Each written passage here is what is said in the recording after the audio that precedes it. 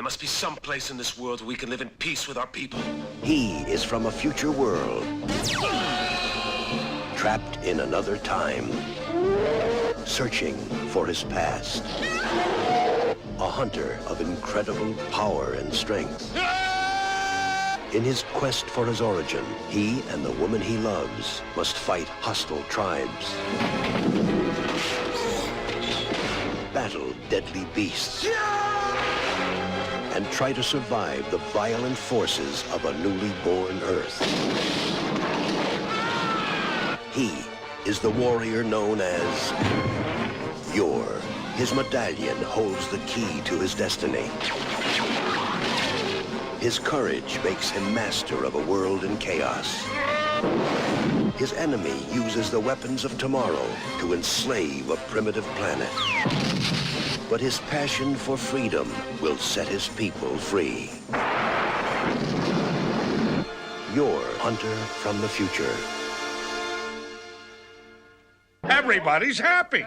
You know, the first time I saw the trailer for this movie, at the Long Lost Tornado Spotlight 88 Drive-In near Beaver Falls in 1983, I exclaimed to my father, "We have to see this movie. It looks like the best movie ever." And I was 11. He replied, "Looks like a piece of A couple years later, well, maybe 30 plus, I'm here to tell you that my dad was correct, but he also couldn't be more wrong. Because let's face fact, I cannot hate this movie. It's too insane and obviously made by maniacs who have no concern whatsoever for rational narrative structure to throw bon mots at. It was made as an art film. People probably celebrate the incongruity and sheer madness of it all. But it's an Italian exploitation movie. I mean, it is distributed in the U.S. by Columbia Pictures, but it gets looked down on. It aspires to be so much more. If you haven't seen YOR, you might say, how much stuff is in this movie? You're going to hear me say a lot of things that happen. You'll wonder, how can you fit all that in 88 minutes? Consider me a witness. I have watched this movie hundreds of times, and so much stuff happens. It's actually a 4.5 to 5 hour Italian TV series that got chopped down into this under 90 minutes film for America. A lot of stuff got lost along the way. A lot of stuff got added too. It's a complete mess, but a beautiful, glorious disaster. So when we first meet YOR, the hunter from the future, he's played by Reb Brown from TV's Captain America. He's the blondest man that's ever lived. He's jumping all over a prehistoric desert, which is really Turkey. But please, let's not be snarky. This is the future, or past, we'll find out soon, of YOR. He runs into the luscious Kala, who's played by Corinne Clary. She's from Moonraker, The Story of O, a lot of Italian films. And her old man protector, Pag, who you may know as Luciano Pigozzi. He's in almost every Italian movie. He is the Peter Lorre of Italian horror cinema. He's probably most famously, I'd say, Blood and Black Lace is what you may know him from. Pag and Kala are out hunting and playing with a little dinosaur when a bigger one attacks him. Luckily, YOR has an axe, and he goes nuts on the Stegosaurus. He makes it bleed everywhere, and seriously, you've never seen a dinosaur bleed this much in your entire life. After the battle, everyone celebrates. The rest of the cave people come out. YOR proves why he's a little bit different than your average Conan cash-in hero. He just starts drinking the blood out of this prehistoric monster, and keep in mind, nearly everyone just starts tripping out when this happens. He ignores them. He keeps on drinking blood. This creature is made from what I can assume is Italy's finest paper mache.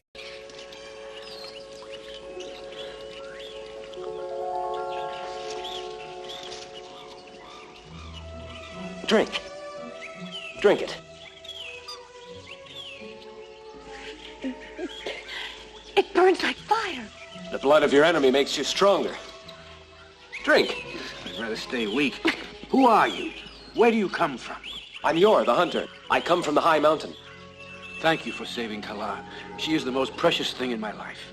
I am Pag. Her father was my king. Help me cut the choice meats. I have said the choice meats every holiday since I've seen YOR, probably in the mid-2000s. I wish that I had a butcher pattern of a dinosaur showing me where the choice meats and the best cuts are so I could start serving them properly. Everyone keeps asking about YOR's medallion. He's sporting a 70s-style gold piece, and a wizened old man smartens it up. I have seen a similar medallion.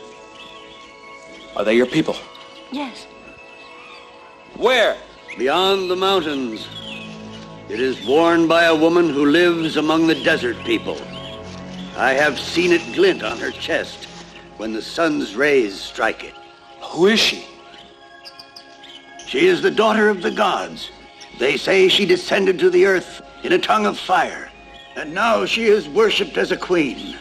Kawa's like, all right, well, welcome to my village, and we get some Mondo-style travelogue footage. Are we ready for Eric Von Daniken stuff? Are we ready for Chariots of the Gods? No, we're in the village. But no one asks questions ever about anything. Stuff just seems to happen. And by stuff, I mean senseless death and destruction. Yor never gets PTSD. Right now, Yor is just enjoying, celebrating, getting to eat those choice meats, and Kawa just starts twerking for him. At this point, blue-skinned cavemen attack the village. They kidnap everyone but Pag, Yor, and Kawa. And if you're wondering how, in this hero's journey, can the hero blunder on such a monumental level, you have not seen anything yet. Kawa and Yor forget all about the village being kidnapped and have a romantic walk, interrupted by the Blueskins, who kidnap Kawa and throw Yor off a cliff. I had a scratched up copy from the Carnegie Library for the longest time that I wouldn't bring back, and I finally had to pay for it because this was out of print at the time. And once I cleaned off the DVD, I realized that Yor didn't fall for that long. The DVD was just stuck. I wasted literally 10 minutes of my life just staring at a still frame of the star of Space Mutiny, Reb Brown. But let me reiterate, the hero of this movie just got almost everybody killed, and then the woman he supposedly loves, he got her kidnapped. Why at this point anyone would follow or be a hero, look up to Yor as a hero, is up for serious discussion. But you know what? The entire village has been killed by a blundering maniac, so let's just strap in for the ride and see what's next. And what's next? The land of disease, the world of fire, where death rules the land, where people do dark rituals. Shortly the most awesome metal place on earth. Kawa is rescued. She wants Yor to stay, but he's going to find that crazy witch woman out there. He casually brushes her off and says he's on his way to this place that looks like a Dio album cover. You'd think from the, what we've been told, but really it's just more mountains. There's sand mummies there, though. Sand mummies that run with fire against all logic and safety standards, chasing Yor until he sets them on fire. And that's what Yor does best, accidental mass genocide. What he really does best is fail on a monumental scale, as well as fall long distances and survive. He's attacked by other zombies and brought to the queen of the sand mummies, Ruwa, the woman with the same amulet as him. Stuff just seems to happen to Yor. He kind of falls into adventures. After having seen the much longer version, it doesn't seem like that in the TV version, but when you compress time, I think they just compressed moments where Yor screwed up. Anyway, Yor and Ruwa have a moment. They're surrounded by dead people encased in ice, and it really seems like they're falling in love. Yor says, "Where'd you get that medallion? What does it mean?" I came here together with those men. There, caught in the ice. Why I am alive and they are dead, I don't know. And why the ice has formed in this parched desert is a mystery without an answer. But the little water that comes from it is vital to these people, and they worship me as a divine goddess. At this point, Yor could just live in this ice cave and make love to the beautiful Ruwa for a long time, but nope. Even though the poisonous vapor in the desert sands will be placated by the death of every stranger who comes to this land, Yor decides they need to leave and live in peace. He needs to be released or killed, and now. Yor wasn't thinking yet again. Ruwa decides, let's just kill him. And if you think Yor is not going to find fire and kill everyone, you have not been watching this movie. He does. He screams and flexes. Reb Brown's great at screaming. Reddick! Jumper! Billy! Diablo! And shouting.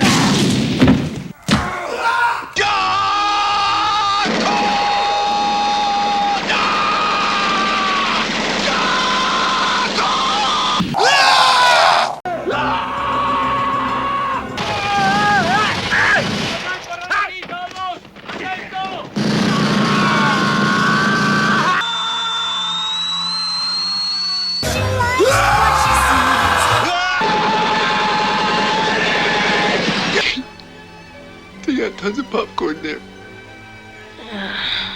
And all you gotta do is go climb a tree to go eat it.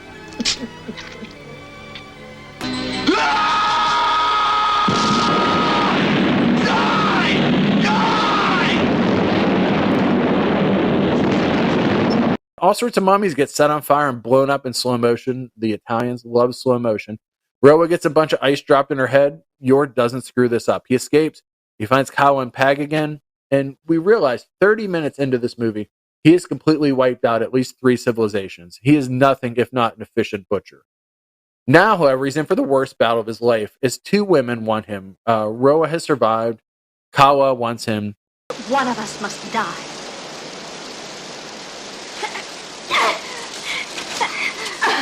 The blue cavemen attack again. Yor fights them off, but in the ensuing brawl, Roa gets hit in the head again. Obviously, the first time wasn't fatal, but this one is, and she dies in his arm asking for a kiss. You know what? She should really be screaming at him instead of asking for a kiss. But anyway, as she dies, she says, Dreams are only dreams. No, don't leave me. Things seem to be coming back to me. I see an island in the middle of a big sea. On the island, there's a magnificent castle. That is where we come from. Where our race lives.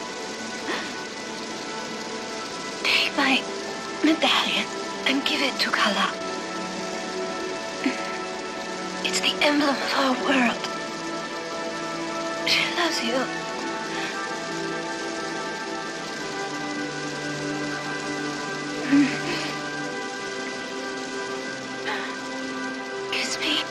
Kiss me all quickly. My gods are calling.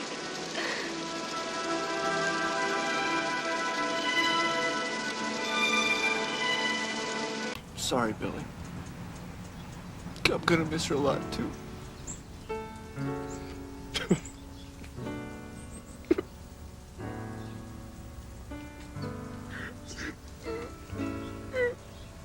And they died.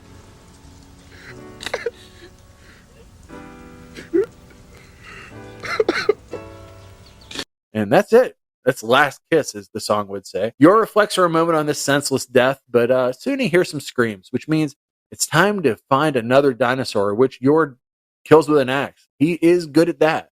Because after all, the one heroic thing he's done in this movie is kill another dinosaur. He, of course, fails to do this and ends up being saved by Pag and Kala, and all three of them are invited to the village. You may want to scream at this children, you're all going to die if you hang out with Yor, but no one can hear you through the TV set. The folks he saved, well, he meets their dad, who's like, you saved my wife's life, so she's yours now. And Yor's like, yeah, that's cool, I kind of want to cuck you, but let's talk UFOs instead. And we learn that flying saucers have been blowing stuff up, but first, the women are going to have a feast in Yor's honor. So let's forget that there's death-dealing gods from the stars, and let's eat food. I mean, the choice meats. But let's pause for a second. Is this the fourth race of people that Yor has met that will all die? 100%. Will we see the flying saucers? No. Let's remember the Italian budget. Something sets the whole village on fire. People are screaming and running in a blaze, but it's an Italian movie, and either an animal needs tortured, a woman's head has to go through glass, or someone needs to be set on fire every 15 minutes. And I say all these things with love because the Italian film exploitation genre is my jam. It is what I live for. Yor gets in a boat, follows those UFOs, and makes it to that island that we heard earlier Roa talk about as she died. And here's where the twist is given away. And by twist, spoiler warning, but not really, because it's right in the title of the film. Yor is the hunter from the future. Our Earth is his Earth. This is a post-nuclear war. And his parents died fighting the Overlord, who is John Steiner, overacting like always. You may see him from Shock, Caligula, Salon Kitty. He's also in Tenebrae. For a while, he was selling real estate in LA before he died. Yor gets captured. You knew he would, and meets the rebels who have been plotting to overthrow the Overlord and his nuclear-powered minions. If you say, boy, these costumes look really like something I've seen before, they are from Aldo Lato's The Humanoid. Yor's real name is Galahad, and his medallion tells his entire life story. His parents, as we said, fought the Overlord and were killed. He is less from the future and more from an island across the way. But that would be a horrible title for this movie. Yor, the hunter from the island across the way. The Overlord wants to use Yor's genetic material and make perfect androids and operate on Yor's mind so that Yor can be perfect. And that may set up why Yor bungles everything. His mind is not perfect. So at this point, we've gone from Conan to Star Wars to maybe Thundar the Barbarian. Then we find the Elder, the blind leader of the scientists. He helps Yor and the rebels escape. The Overlord fights back. He kicks Yor's ass. Yor comes back and impales him because Yor's good, we said, at efficient butchery. The Overlord somehow survives this and struggles to blow up his base, but Yor and his crew do what they do best. They kill a whole bunch of people. Instead of a dream race of hybrid clones, future people and cave people are about to get it on, all fallen angel Nephilim style, as Yor is going to bring the world back. As we see a spaceship fly away, the narrator says, Yor returns to the primitive tribes on the mainland. He is determined to use his superior knowledge to prevent them making the same mistakes as their forefathers.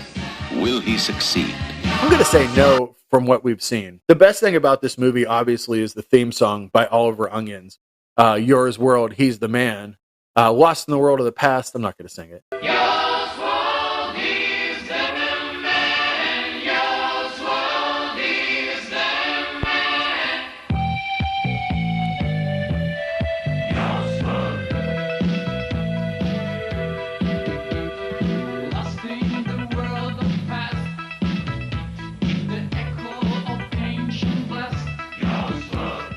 It is really amazing. It has the words, "You're the touch of fire. You're the proud and free desire. He never sees the sun. He's always on the run. Him and his days are gone. They say he'll go on. His search goes on and on." And this movie is in no way boring. It is done by Antonio Marghetti, who is one of my favorite directors. It is amazing. He cut down 4 55-minute episodes. If this feels like it's something out of heavy metal, that's probably why YOR originally started as a European comic. Is it the best Reb Brown movie? It's not the best Antonio Marghetti movie. He made so many great films, but I would 100% recommend it. Is there a movie you'd like me to cover in the future? Would you like me to breathlessly go on about other Italian caveman and sword and sorcery classics? What do you want to hear? Come to the website, B&S About Movies. Send me an email at bnsaboutmovies@gmail.com. I will see you on the next episode.